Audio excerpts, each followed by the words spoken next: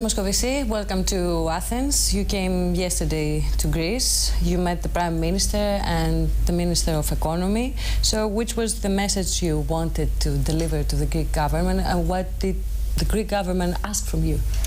First, I came here as a friend. It's my fifth visit in Greece since 2012. I always was dedicated as President Juncker to the integrity of the Eurozone, which means Greece in the Eurozone.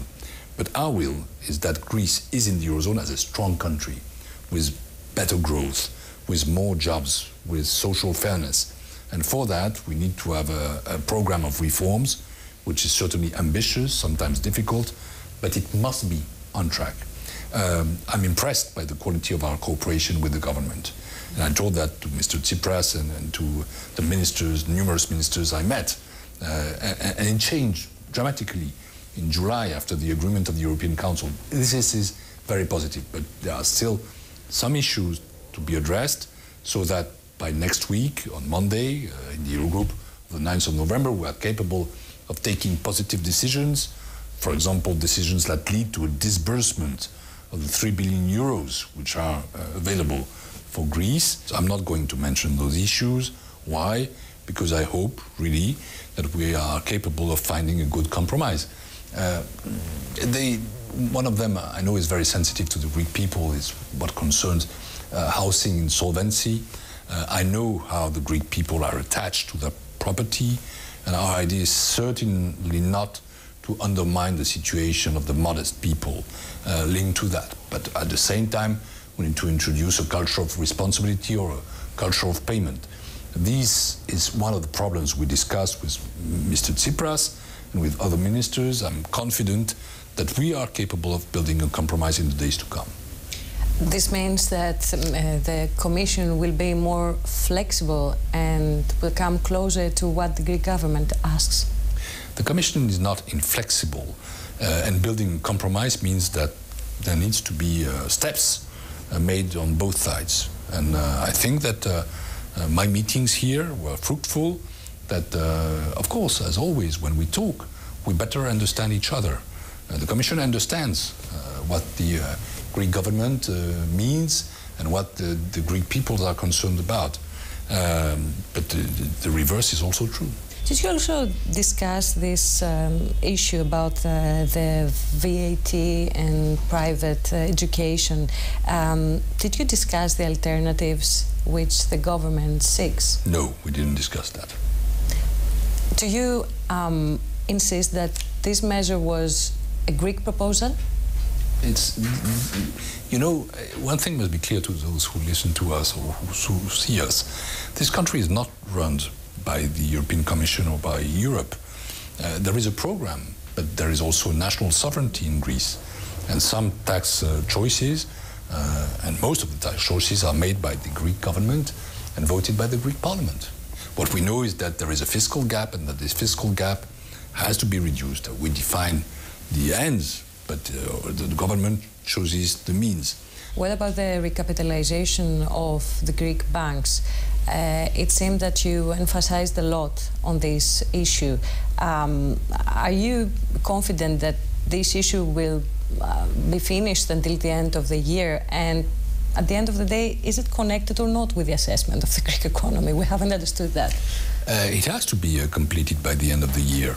There are some recent positive developments linked to the SSM assessment, but there are also some structural measures to be taken in order to ensure stable financial sectors. And that's true that that's among the questions I discussed with the Prime Minister and the government. I'm confident, again, that we can find ways there, but we need to, certainly. It is a precondition also for a success, a long-term success for Greece. You also met the Minister of Labour today. Are you optimistic that the government will deliver an effective reform in the pension system? Did you discuss about it? Yes, of course. I met Mr. Katrougalos, and we discussed about a pension reform. There is a wise man committee. We know what the parameters are. We know what the possibilities are. And there needs to be a pension reform which is ambitious enough so that the system is viable, not only in the short term, but also in the medium and long term. Our experts are available to discuss with the ministers' services in order to define the good ways for reform. Again, a long-term reform. This has to be done quickly. It has to be done during the months of November if we want to be capable of entering into a successful review of the program. That, again, is the condition for a positive examination of the question of the debt. And after this, what? Debt relief? It's too early to say. What I know is that first, everybody's conscious that the service of the debt, of the Greek debt, is high and too high, and has to be one way or another alleviated.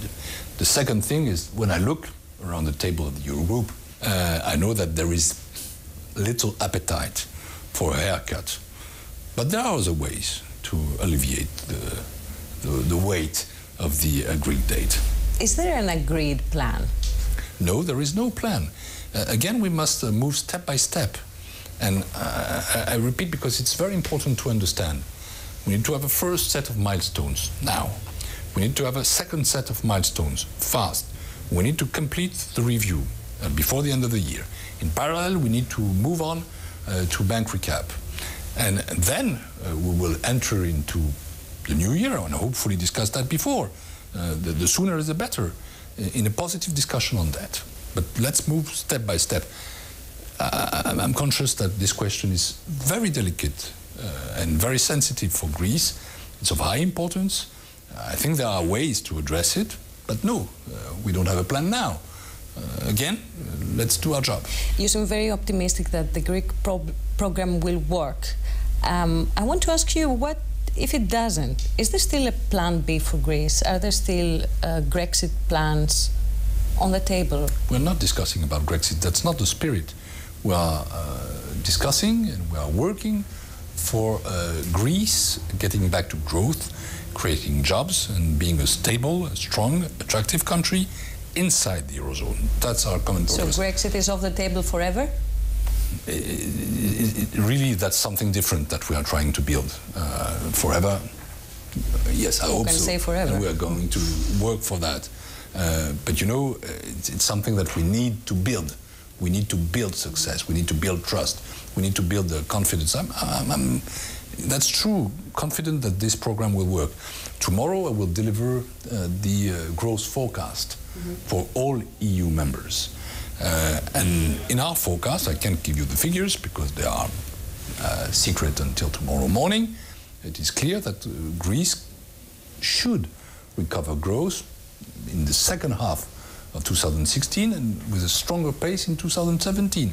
Reforms will pay. The new Greek program, Mr. Moskovisi, was supported in the parliament by the majority of the political parties. Nevertheless, the opposition today is not willing to support many of the laws that this agreement contains.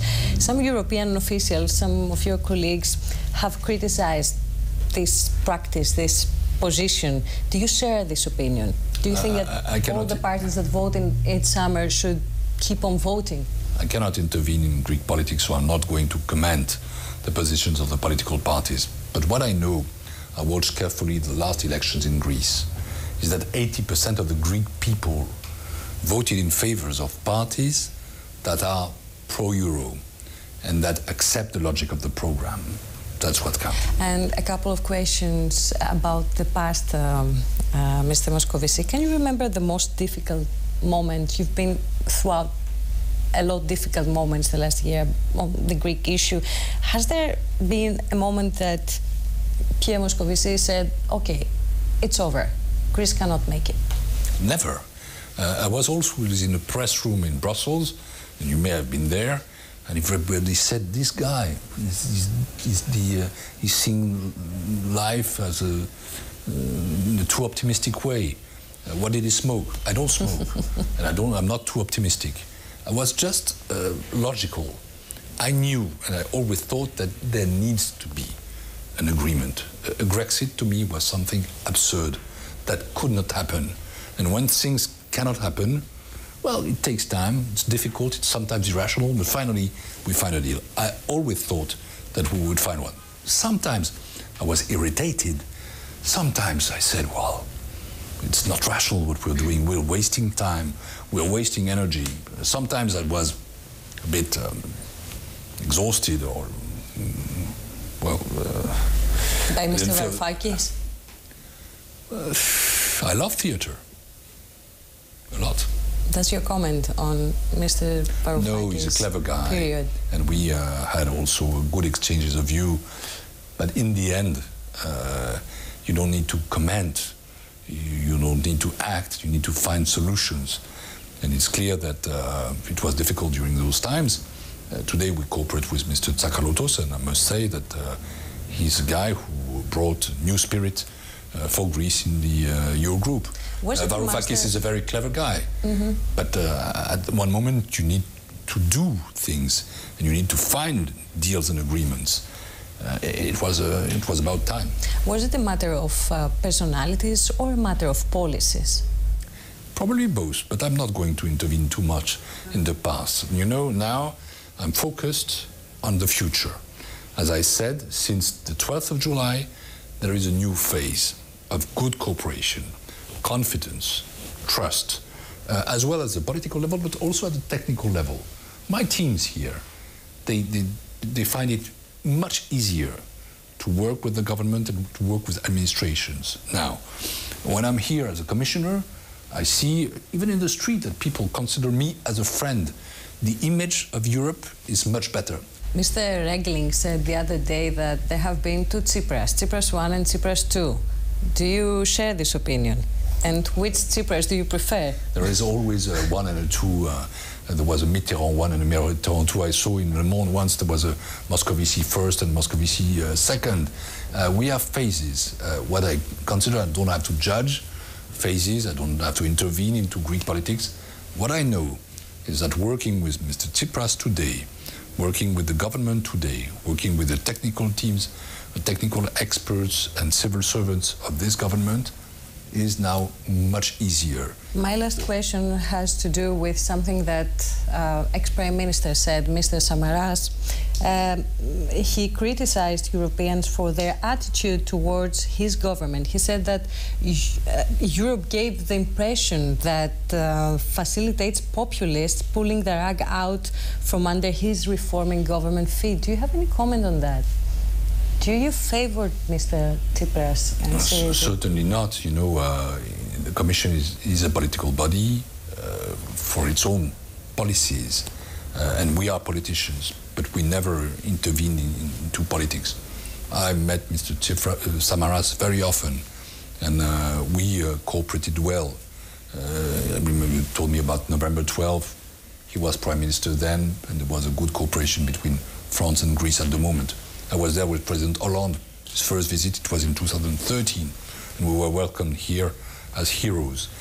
We worked very well with Mr. Samaras. At one time, things began to be difficult, not because we changed our mind, but maybe because the reform process slowed down. So let's avoid any kind of blame game. We work with the government the Greek people chose.